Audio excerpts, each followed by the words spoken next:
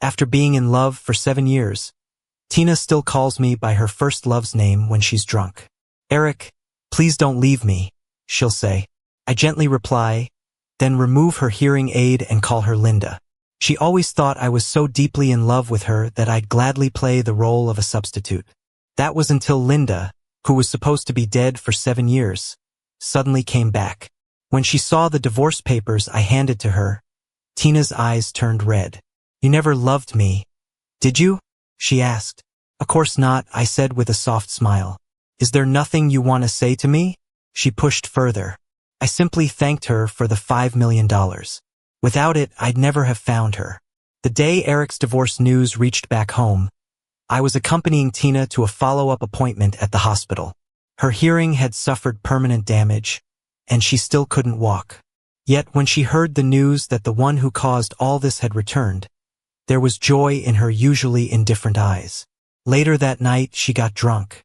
With glazed eyes, she held my hand and murmured, Eric, since you're back this time, don't leave again. I obediently agreed, all right, I won't leave you.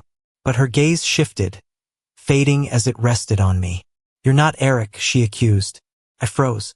Tina picked up a small blanket from her wheelchair and tossed it at my face.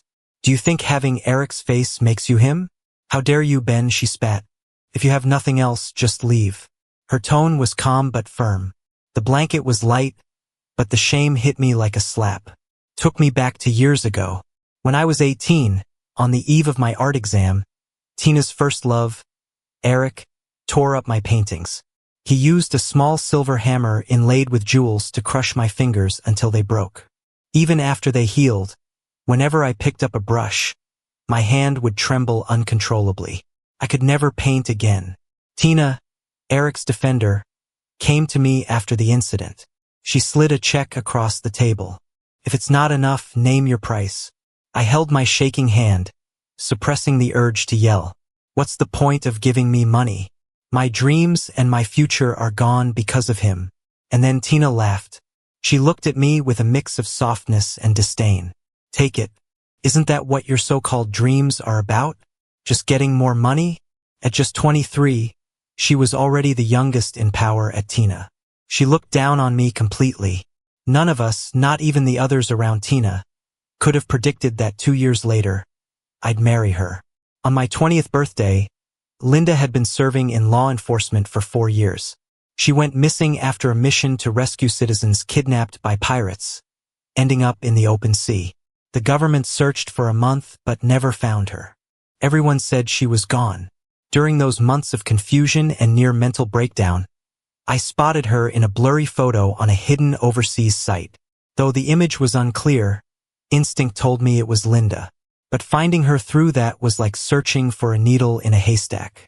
I needed a lot of money. Around this time, Eric left the injured Tina behind and went abroad to get married. Once healed, Tina found me. Eric returned in the late hours a week later. Tina had sent someone to wait at the airport all day and bring him back. He looked worn, far from the triumphant figure who'd left. His stubborn expression softened slightly. Tina, you actually remembered me. When his gaze met mine in the corner, he froze, before nearly screaming in disbelief. Ben, you pathetic stand-in. What are you doing here? I stared back silently. Tina replied calmly, he's my husband now. Eric couldn't believe it, his eyes reddening as he demanded an explanation. What does this mean, Tina? You said you'd wait for me forever. Now what? You like someone like him? Still defiant, he stood there, his face bearing a fragile beauty, similar to mine by about 70%. Push me over, Tina instructed me. With the wheelchair in front of Eric, Tina held his hand gently. Eric, with you gone so long, of course I missed you, she sighed. He's just a cheap stand-in, don't worry about him. Realizing my role as merely a substitute, Eric picked up a cup of steaming water and splashed it on my face, asking, since I'm back, does it bother you if I dislike this fake face? Tina kept her gaze on Eric, showing no concern for me. Of course not, she said. The liquid trickled down my neck, soaking my shirt, leaving a burning sensation on my skin. The pain was almost unbearable. Playing the victim again? Eric sneered at me, revolted. Only then did Tina spare me a glance. Her brows slightly knit. She said calmly, "Ben, leave." The next morning, I received $500,000 in my account from Tina. No note, no explanation. But I knew its purpose. It was compensation for Eric's actions. I was no longer the naive 18-year-old dreaming of justice. I accepted it quietly and returned a simple thank you. Once I'd healed, Tina looked at my face and laughed. "Ben, I thought you'd always be proud." "I've changed, Tina," I replied with lowered eyes. That night, there was a banquet Tina had arranged specifically for Eric. Since he left the country and got married, Eric's reputation had declined, and Tina intended to use her connections to help him out. During the event, Mike, Eric's longtime rival, raised his glass. "Eric, weren't you supposed to become royalty's son-in-law? Why are you back like a stray dog?" Eric's complexion instantly turned pale. Mike got someone to bring over a bottle of strong liquor and pushed it towards Eric. "Tonight's party, I know what Tina's up to. So here's the deal, Eric, you finish this bottle and we're square. All past grudges between us are gone. Besides, if you plan to develop your career back home, I might even lend you a hand." Eric's eyes were red as he looked at Tina, on the verge of tears. "This is strong liquor. I'll die if I drink it all." "Tina, didn't you promise to always protect me?" Tina gently held Eric's hand and looked at Mike. "Eric used to be stubborn and did offend you, so it's understandable if you want to let off some steam. How about someone else drinking it as an apology?" She paused for a moment and looked at me. "Ben, go ahead and drink it, then apologize to Mike." Mike leaned lazily against the back of his chair, with an amused expression. "If your husband agrees, I have no objections." The wound on my face hadn't fully healed yet, and the doctor specifically advised against drinking. I froze in my seat, clenching my slightly trembling wrist, and exchanged a silent glance with Tina. She said calmly, "I'll have my assistant transfer $1 million to you afterward." The atmosphere was tense for a moment. I stood up, took the bottle and drank it down. The intense burning sensation of the liquor spread from my throat to my stomach. The overwhelming alcohol fumes surged upward, making my eyes water uncontrollably. Mike's cronies clapped and jeered.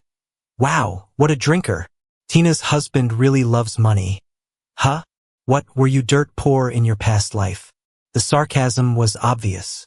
After I finished, I put down the bottle and bowed deeply to Mike. "Mike, I apologize if I ever offended you." Mike toyed with the glass in his hand and chuckled. $1 million. Tina's really generous. "Well then, Eric, our grudges are settled." Outside the banquet hall, in the dimly lit restroom, an eerie fragrance lingered.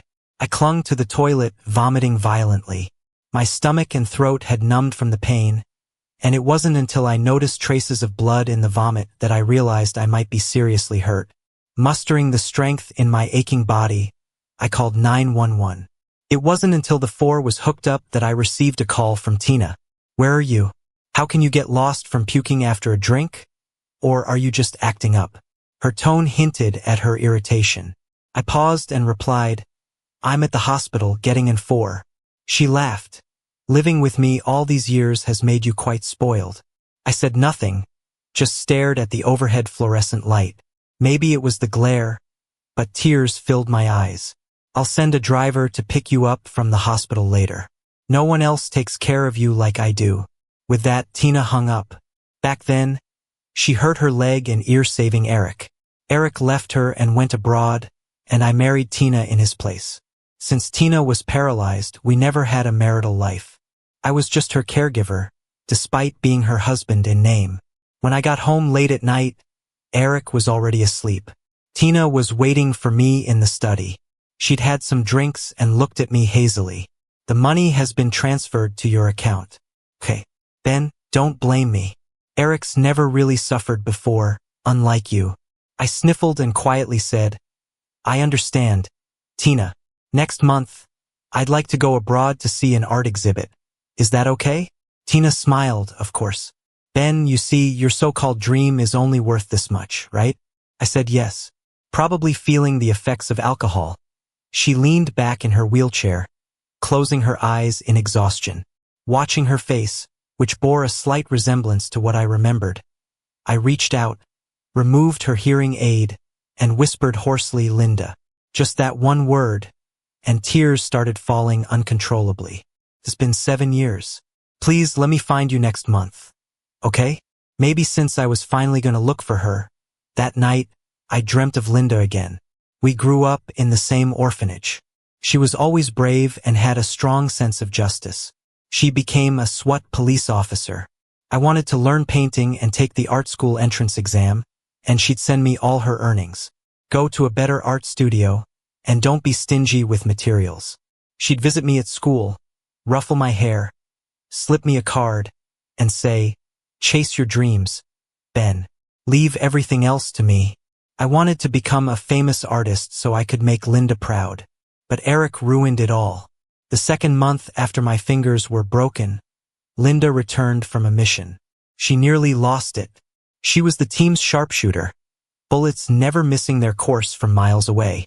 But holding me, her hands trembled uncontrollably. Her voice was laced with anger. "I'm gonna kill them." "Don't say that, Linda." I nestled into her shoulder, closing my eyes in exhaustion. "I'm so tired.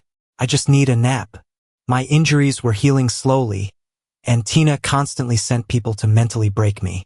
Every day I woke up from nightmares and pain. Only when I leaned into Linda's embrace and smelled that familiar scent did I finally relax. Eric was too powerful, with the alliance of Linda's family backing him. They produced evidence of Eric's mental illness and gave me a large sum as medical compensation. Linda would fiercely defend others, risking her life. But with Eric, she was helpless. Once I recovered, she returned to her duty. Before she left, she held me and promised, "One day, I'll make sure Eric pays for everything. Believe in me, Ben." I nodded with all my might. I always believed her. I just never got the chance to see her again. With Tina's relentless help, Eric perfectly integrated into the social circle within half a month of returning. The night before I left for abroad, I drove them to a business meeting, planning to head back afterward. I had a flight early the next morning. Softly, I told Tina, "Boss Lou, I'm heading home to rest." She nodded faintly, but Eric suddenly spoke, "Hold on." Holding a glass of red wine, he slightly tilted his head and looked at me. "I heard you're going abroad for a painting exhibition? Your hand's useless, you can't even hold a brush. Ben, why still dream of becoming a great artist?" Ignoring him, I continued towards the door.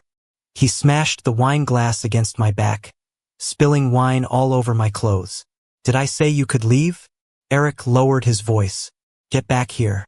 You're helping me drink tonight. People like you, you're born to serve." I froze, not moving an inch. Tina sighed softly, helpless but indulgent. "Listen to Eric, Ben, or I'll have to cancel your flight ticket for tomorrow."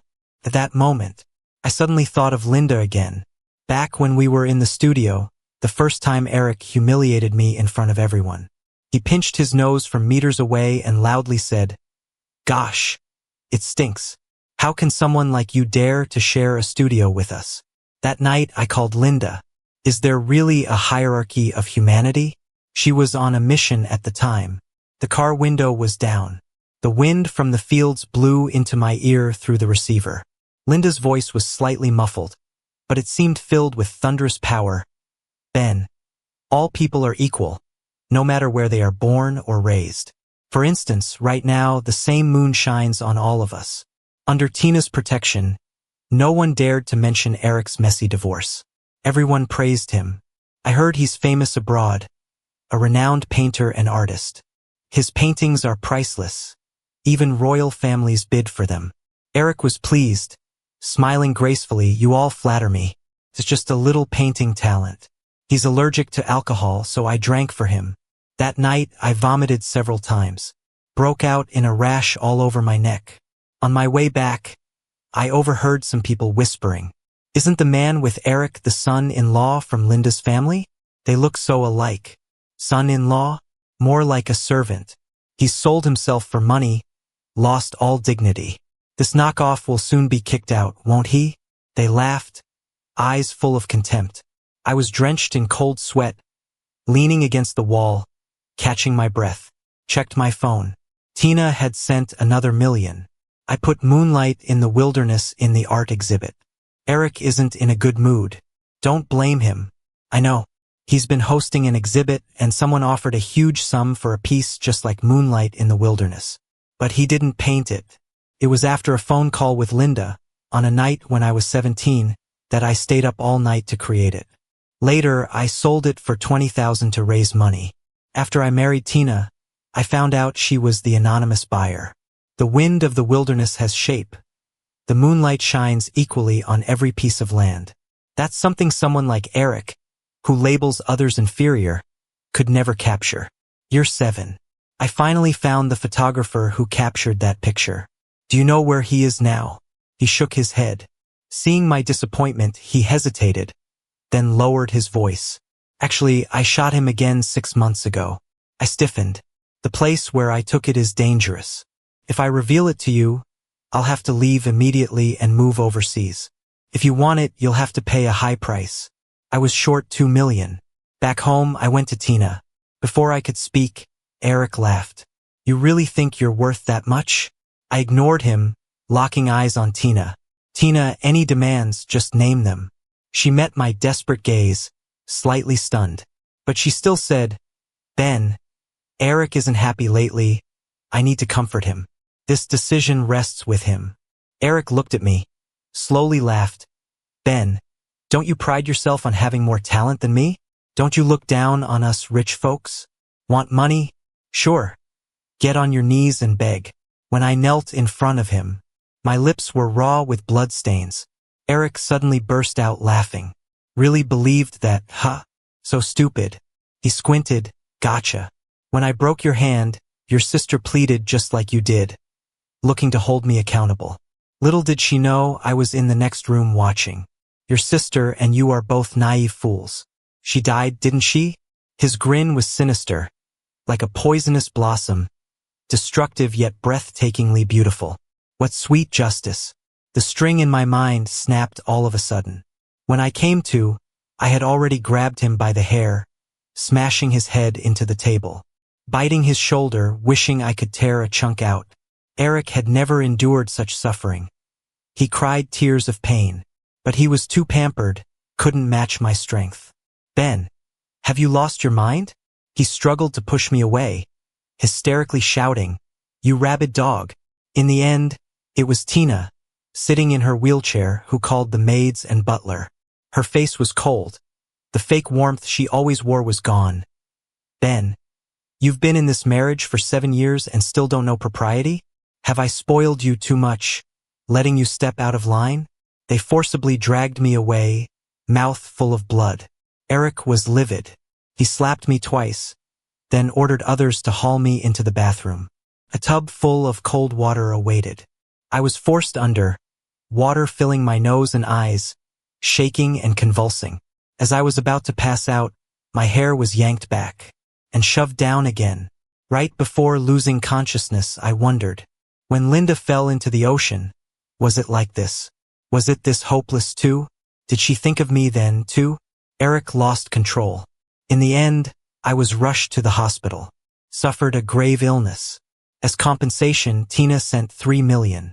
She said, it's more than you asked for, so stop causing trouble, Ben. I couldn't bother arguing with her. I sent the money in hopes of buying that photo, but the money was returned. The photographer's account was deactivated. I sat numbly in the hospital. Sunlight like molten gold streamed through the window pane onto me, yet it felt like I couldn't sense any warmth. Time passed unknowingly, and the door to my hospital room was knocked. I looked up and saw a serious-faced middle-aged man.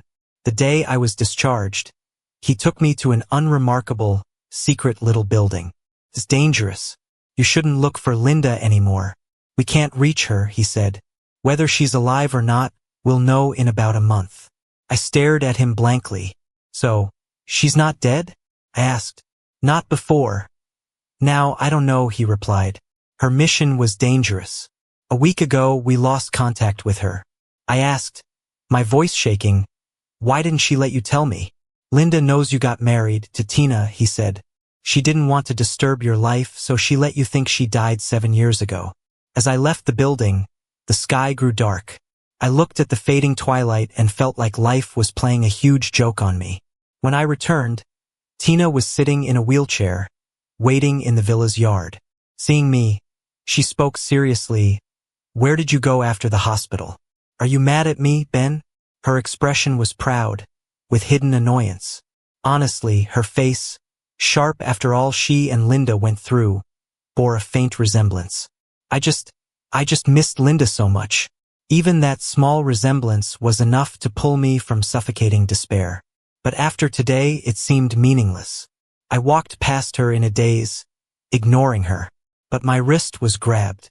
"If it's about Eric, I admit I favored him a bit," she said, trying to sound gentle. As if she was making a huge concession, she added, as compensation, "I'll have my assistant send you more money. Just stop causing trouble." I didn't respond, just stared into the distance, watching the setting sun slowly swallowed by the distant mountains. As night fell, I quietly said, "Tina, let's divorce." She frowned and warned me, "These years, I've spoiled you, made you forget your place. Without me, who else would give someone like you so much money?" I laughed, covering my face. "What's the use of money for me?" "It's useless," I replied.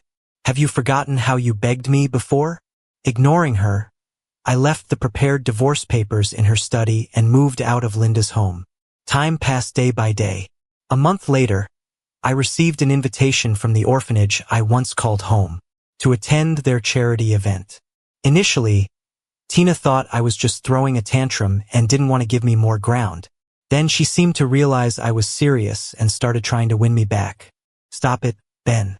Come back, and I'll have Eric apologize to you personally," she pleaded. I never replied. On the day of the charity event, I stepped on stage and immediately spotted Tina in the audience. She was staring intently at me. The host said, "We've heard that Ben grew up at this orphanage and later made numerous donations." Yes, I nodded. I want future kids to have it better. It's what Linda did after graduating. When she left, I took over. As far as I know, Ben had a sister here, Linda, who went on to an impressive career. The host asked. Hearing her name stunned me. I scanned the room, fixing my gaze on a shadowed corner. My heart began pounding wildly.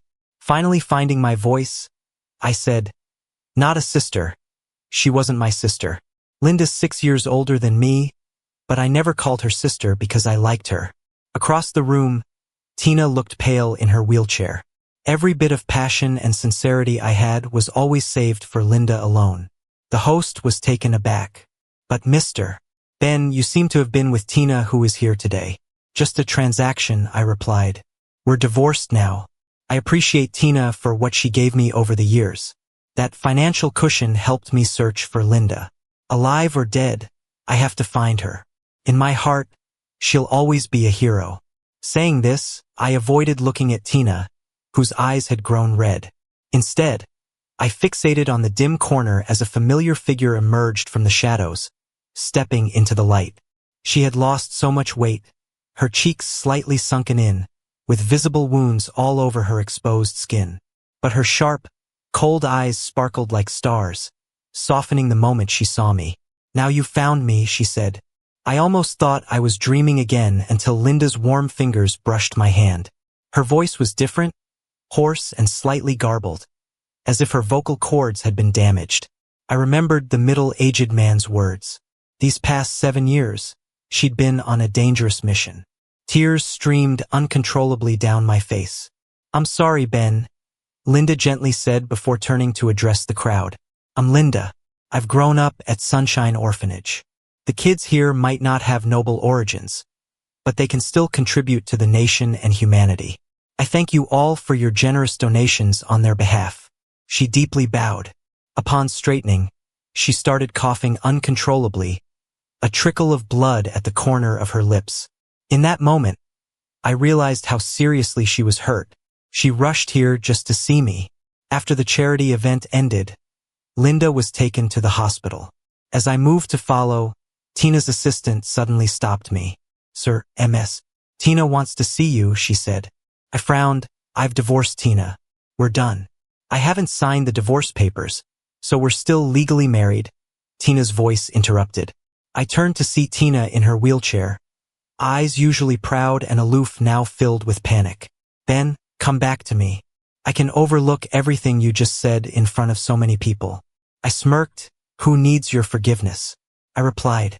Linda's back. I no longer need your money to search for her. Step aside. I need to get to the hospital.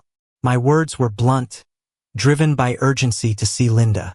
For once, genuine hurt crossed Tina's face. She asked with teary eyes, Did you ever love me? Of course not, I answered. She closed her eyes for a moment. These 7 years you've stayed by my side, willingly playing Eric's stand-in, putting up with everything without complaint. Isn't that because you love me? Ben, do you even have a heart? This is just ridiculous. You treat me like a servant, let Eric torment me, and the compensation I get is about the same as the price of a bag for Eric. I've been acting all humble and obedient in front of you for 7 years, feeling disgusted for 7 years. You don't even show me the basic respect. Tina, you should be thankful you're seriously rich, otherwise, I wouldn't have chosen to make money with you. She's seriously fragile. Just a few words like that and she's almost in tears. I left Tina and turned away. This time, her assistant didn't try to stop me. When I got to the hospital room, Linda was already hooked up to N4. She had countless wounds, some even festering. I escaped by boat, Linda explained quietly. After I got the most crucial evidence, I was exposed. They chased me, trying to stop me from bringing the stuff back home. I couldn't use a phone card or the internet, or I'd get GPS tracked. All I could do was rely on my memories from 7 years ago to find the doc. Just those few words were enough to shake me. My heart felt like it was being squeezed tight. I struggled to ask, what about now? You're showing up at public events like charity fundraisers. Could they? Of course not. Linda hesitated, gently holding my hand. I'm back now, it's safe. I bit my lip and nodded, not wanting to take my eyes off her for a second. I've missed you for so long, Linda. Under my gaze, she suddenly hugged me tight. It was hard, wasn't it? Ben, I'm sorry. For these 7 years. Her voice used to be so pleasant, clear and appealing. But now it's hoarse and unpleasant. I asked, why is your voice like this? Her embrace stiffened slightly. I said, Linda, stop hiding things from me. She paused, then softly said, 5 years ago, after they used me for drug trials, it became like this. A long, long time ago, I was tricked into a small room with a candy by the headmaster of the orphanage. She climbed over the wall to bring in the police. During that time, I used to stare at the sky blankly. Linda stayed with me, singing softly in my ear. The doctor said I'd been traumatized, that I should try using something to rekindle my interest in the world. Linda ran out and shined shoes to get my first art supplies. My first drawing was of me and Linda under the big banyan tree at the orphanage. She is a part of my life, an inseparable presence. In these 7 years, there hasn't been a moment I didn't think of you. I rested my head on her shoulder, tears streaming down my face. Don't leave me again. I thought after you married that person you'd be doing well. Linda said, it's my fault, Ben. I shouldn't have made you worry like this, but we can't be together. I suddenly lifted my head, staring blankly at her. For so many years, I've always seen you as just a brother. Just like years ago, she gently stroked my hair. What she said was brutal. Even though I have my biases against that person, you've been married to her for 7 years. If she was good to you, don't lie to me. I cut her off. I know you better than you think, Linda. When you lie, you get nervous, your ears turn red, and you don't dare to meet my eyes. Linda suddenly stopped. She quietly looked at me, her eyes, usually sharp and striking, were like a calm and gentle lake, full of sadness. To me, she's always been brave and righteous. She said, those drugs didn't just ruin my voice, Ben. I got exposed to radium without any protection. Years ago, I read a book called The Radium Girls.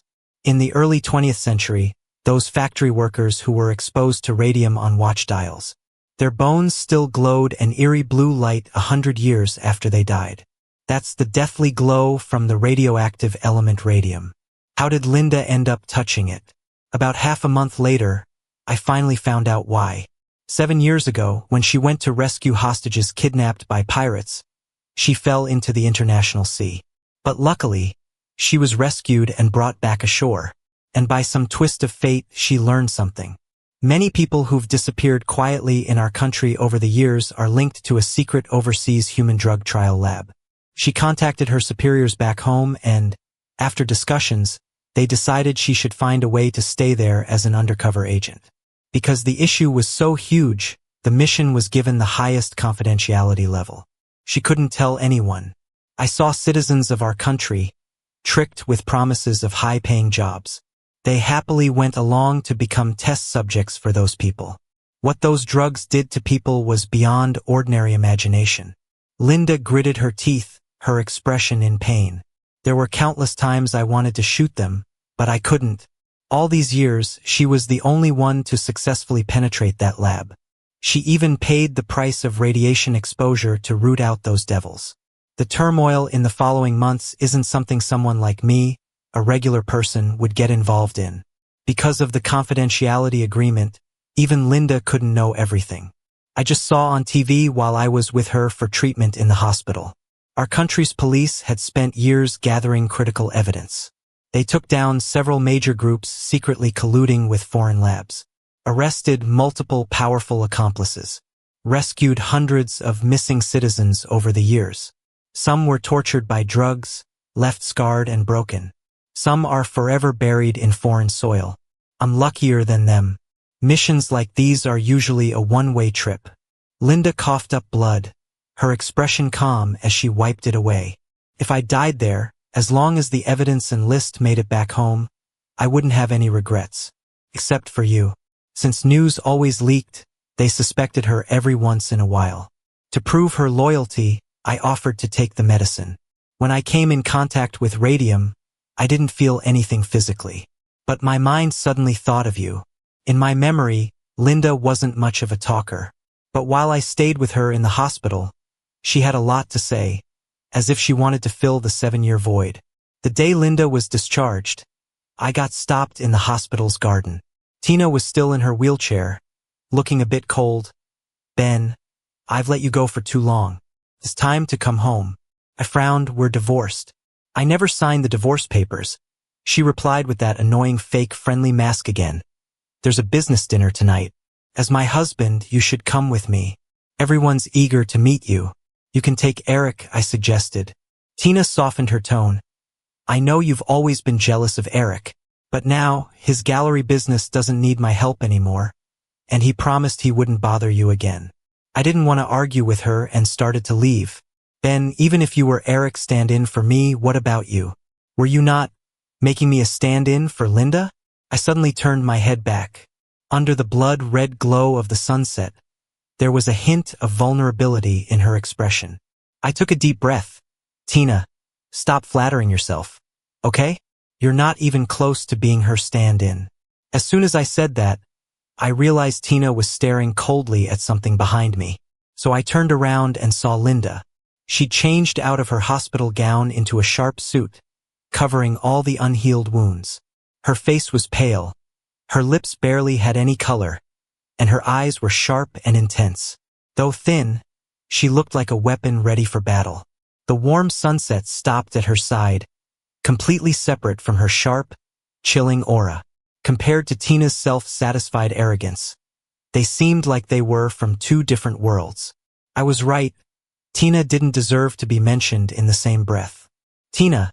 Linda walked over, took my hand, and looked down at Tina in her wheelchair. "I might not have your money or power, but I do know a couple of lawyers.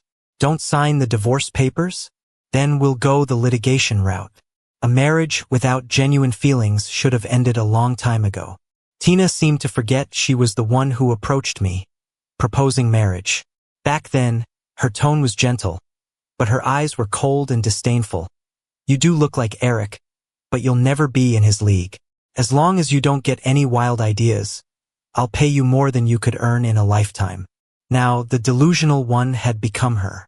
Tina looked intently at Linda, scoffing. "What can you give him? A small-time cop? I came to take him to a business dinner to introduce him to some networks." Just then, Linda took out a gold-embossed invitation and handed it to me, squinting at Tina. "What?" Just a dinner? Is that rare? The invitation was arranged by my boss, telling me something might need confirming there. On our way, Linda told me. I was a bit anxious. Will there be any danger? No, just confirming something, she said with a gentle smile, tousling my hair. Don't overthink it. Now that I'm out, it's good to unwind with you. The banquet hall was lavish. In those past 7 years, I often accompanied Tina to such events, meeting all sorts of people, yet always feeling dull inside. But walking with Linda now, there was not a hint of that joy. The guests were elites from different industries. Linda introduced me to a few people she knew. That's when I found out. Among the hostages she saved from those pirates were some rich kids partying on a sea yacht. Their families were very grateful to Linda. After greetings, as we turned, we ran into Mike and his gang. He whistled at me. Well, isn't it Tina's husband? I heard you're getting divorced? Still need money? Down another bottle and I'll give you $1 million to hire a lawyer. Halfway through his laugh, he went silent like a strangled chicken, because Linda picked up a dining knife from a nearby table and casually held it to his neck. Mike's expression was a mix of anger and fear. Do you know who I am? Do you know who I am? Linda countered, leaving him uncertain. No idea whose rich daughter you are. Tell me. None of that. Linda smiled slightly. But hey, a dying person wanting to take someone with them is pretty normal, right? A pampered rich kid like Mike fears little except those indifferent to life and death. He left with his crew, tails between their legs. I looked at Linda. Next time, don't talk about dying. The doctors did say your condition's improving. Some wounds are even starting to heal. She let out a soft sigh, almost unnoticeable. That's on me. I'm sorry, Ben. Since she came back, she said sorry countless times to me. But she could never change the outcome destiny had in store. I sniffed and looked down. I just want you to be a little happier while you're here. Linda promised me. She went to get me a small cake, but vanished in the crowd soon after. As I scanned the room, a wave of anxiety swept over me. I wanted to find Linda, but Tina popped up again like a bad penny. She looked at me.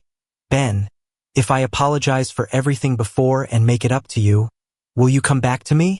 No. Tina's lashes trembled, and there was actual pain in her eyes.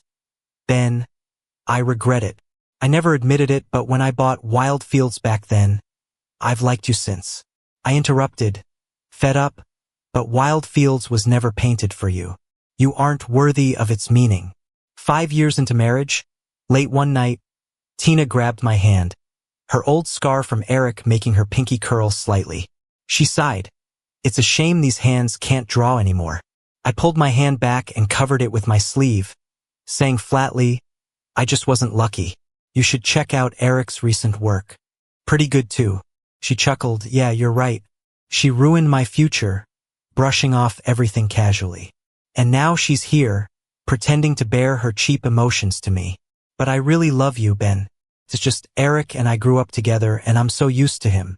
I didn't listen to the rest of her spiel, because Linda finally walked in from the hallway, coming towards me. I rushed to her without giving Tina another glance, so I didn't see the fierce look in Tina's eyes as I turned away. On the way back, I asked Linda, did you find what you were looking for? She nodded, a bit apologetic. Sorry, Ben. I said I'd help you relax, but ended up ruining the party mood. I never really enjoyed these places anyway. I hooked Linda's finger quietly. Linda, don't feel like you'll mess anything up by coming back. That's not the life I envisioned. All those fancy parties and extravagance. Spent 7 years in that world and never felt right, not even for a second. I always thought of Linda and the moonlight when I was 17. I only belonged to the world where she was. Don't feel guilty. This top secret mission is so important. Any mistake would be catastrophic. You didn't tell me anything because you couldn't. A failed mission would be on me, not you. Pausing, I softened my voice. I've grown up. I'm not that kid who begged for help when I broke the principal's vase. Not the 18-year-old who cried in her arms after injuring my hand. Back then, we felt so powerless against the world Tina and Eric represented. Lucky it's all in the past now. Linda laughed. At the charity event, you only called my name. But who used to chase after me calling me sis? I blinked. Back then was different. Now I see you differently. But if you want me to call you that at certain times, I could. Sis. I halted, turned, cupped her face, and kissed her. I'm gonna kiss you now. The moonlight that night was so gentle. The wind rustled the leaves on the branches. Linda didn't push me away. Her body stiffened for a moment until I bit her lip, dissatisfied. Then she wrapped her arms around my waist and took charge. She never wore perfume, just the scent of laundry detergent, mixed with a faint hint of blood. I remembered she was still injured and mumbled, "Careful with your wound. It's okay."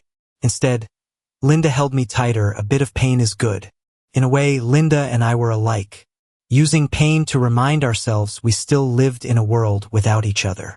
The long kiss ended, mingled with our breath. On the dark asphalt road, our shadows merged into one. Just like many years ago when I escaped the orphanage and got lost at night. I walked that road with her by my side. Last month, I saw a doctor. He said my hand wouldn't fully recover, but I might be able to paint again with some treatment.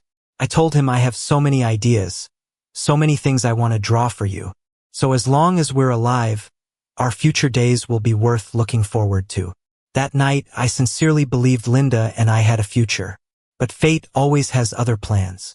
A month later, someone disappeared again. And all signs indicated the circumstances were very similar to those who vanished before. We were wrong. That case wasn't over. Linda stood in the sunlight streaming in from outside, her face serious. "Ben, at that party, I was on a mission. And I saw someone who shouldn't have been there. I had a bad feeling." "What do you mean? Someone who shouldn't be there?" Linda gazed deeply into my eyes. It took a while before she spoke softly.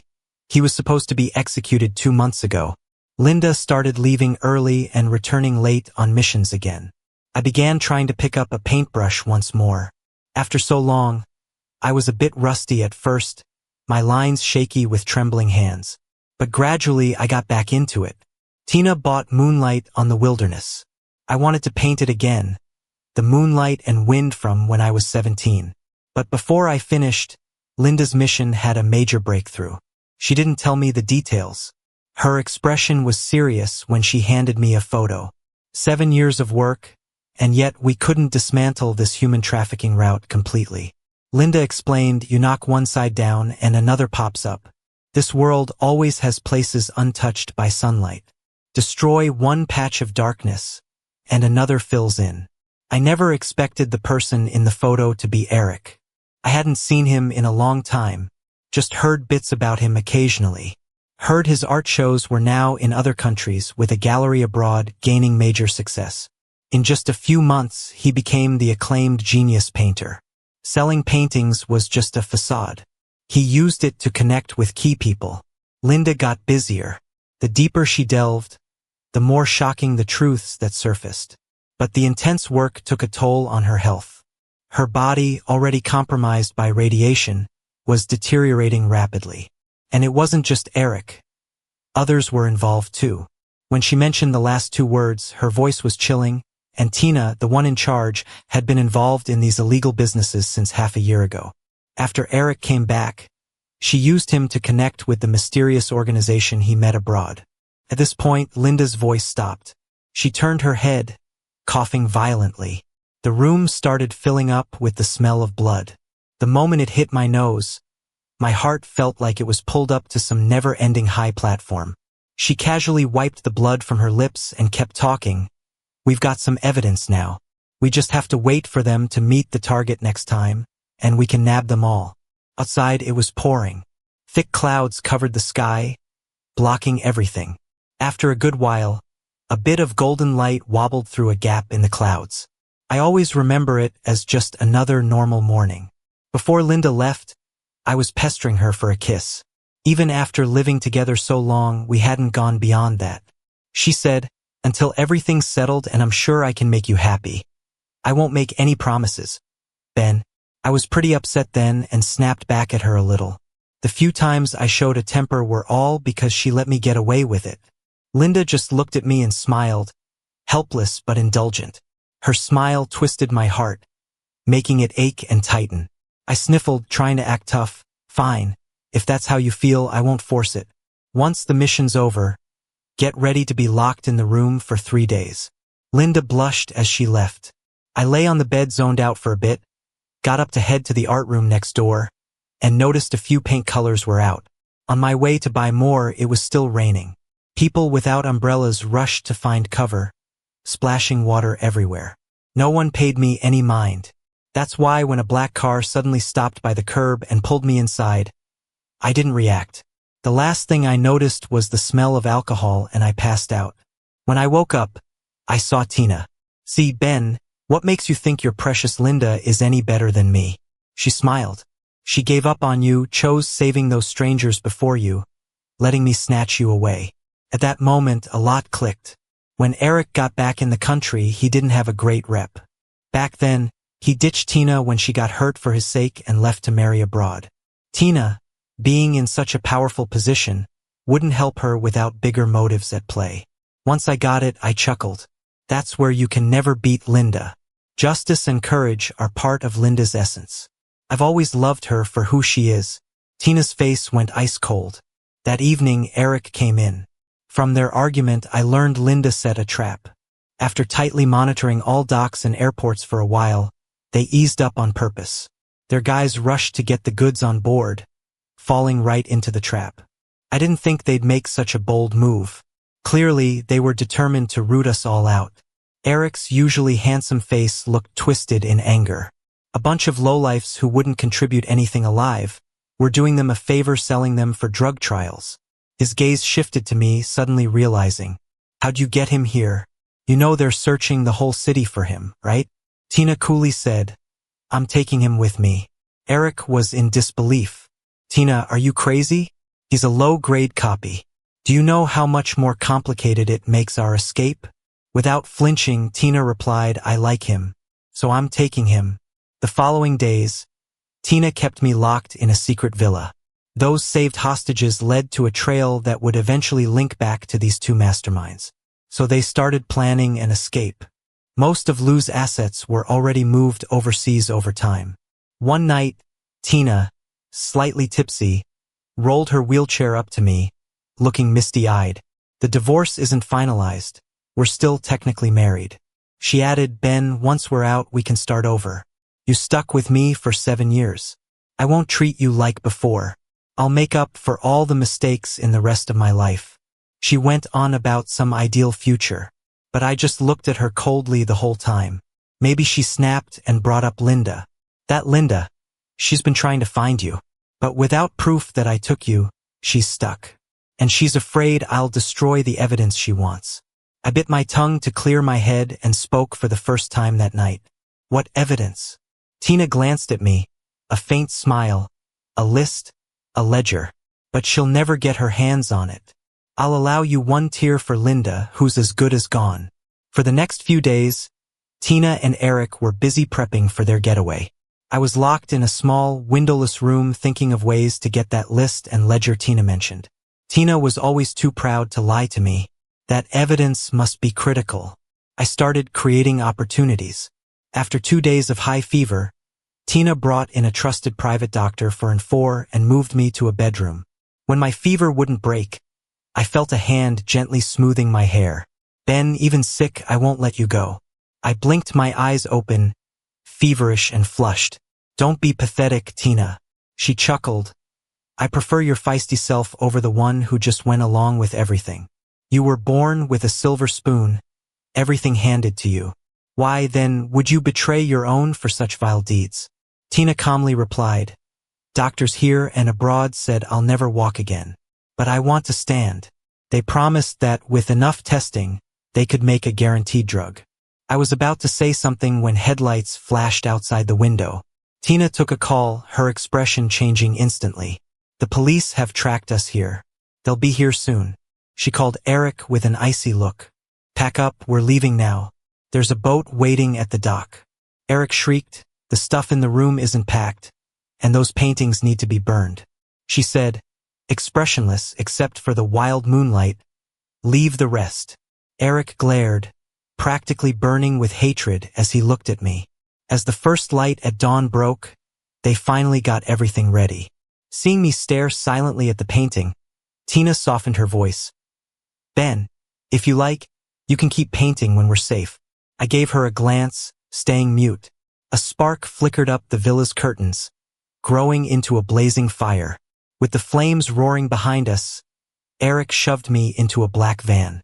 As the door was about to close, I suddenly broke free and leapt out. But after only a few steps, a loud gunshot sounded behind me. A bullet ripped through my shoulder. The searing pain hit, making cold sweat drip and leaving me barely able to stand. Ben, come back. Tina's eyes pierced through the car window. Do you want to die? Come back now, and I'll get your wound treated. We'll forget what just happened. Who wants your forgiveness? I forced a grin through the intensifying pain.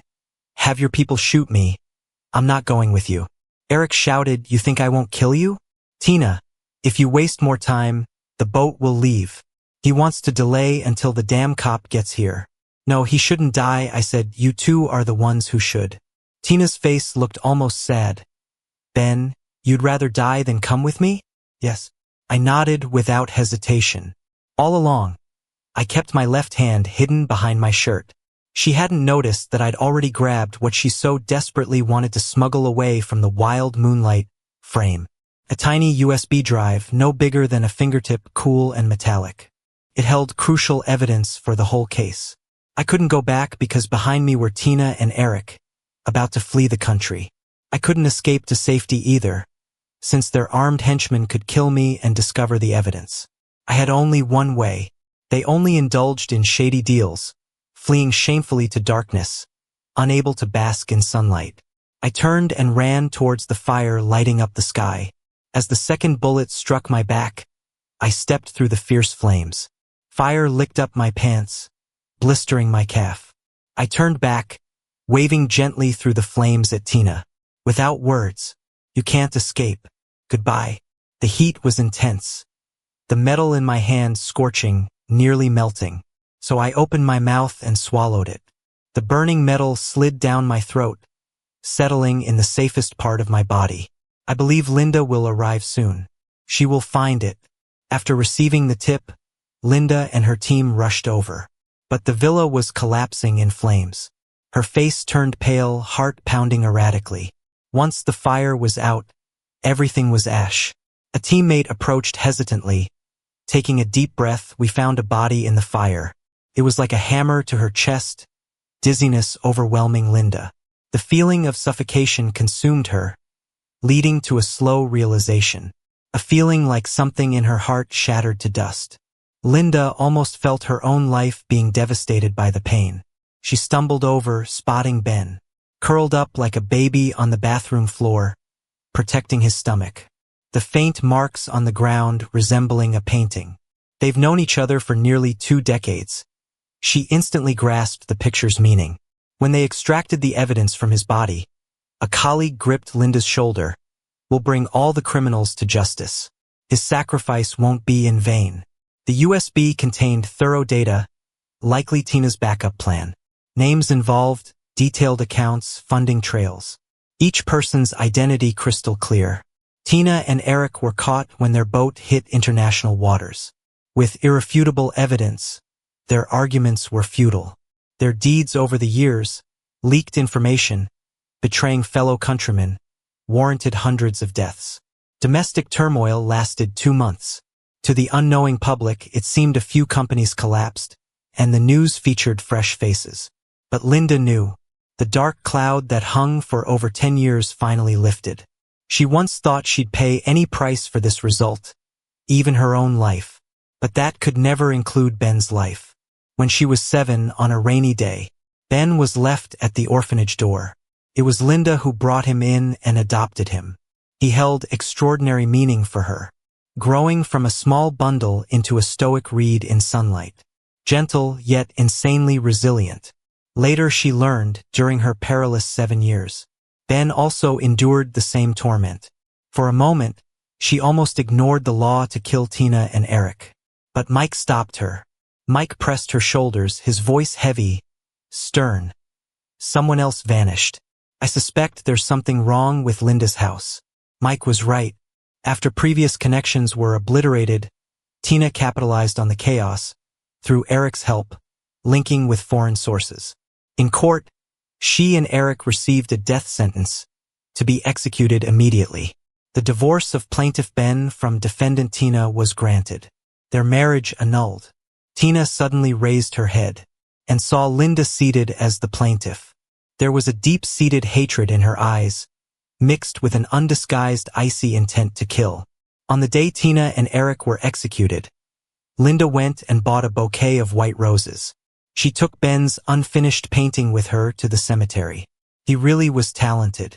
Later, she bought the missing paints and studied the canvas for half a day, but couldn't manage to draw even one connecting line. Ben, you were meant to be a world-renowned artist. Then there was the autopsy where they found 2 bullets lodged in his body. How did that little boy, who was so scared of pain as a child, endure both the gunshot wounds and the burning agony of flames to the point of swallowing molten metal? Linda could guess. It was because of those 7 years. While he searched for a way to survive hellish missions on Earth, wasn't he also enduring the torment of being separated from loved ones and watching hope ignite only to be extinguished over and over? Now he is a hero worth remembering. Linda laid the bouquet in front of his tombstone and set that painting on fire. She breathed softly, leaning against the tombstone, eyes downcast. The pain inside her grew more intense, and she started coughing up blood. The remaining radium shattered some of her bones and destroyed her blood and cell regeneration systems. Her body had multiple stents, and the surgical wounds just wouldn't heal. Her life was meant to have ended a long time ago. Ben, in another world, show me your paintings again, Linda thought as she closed her eyes. The flames engulfed the canvas. They burned through the sky, the moonlight, the ocean, and the wind from 10 years ago.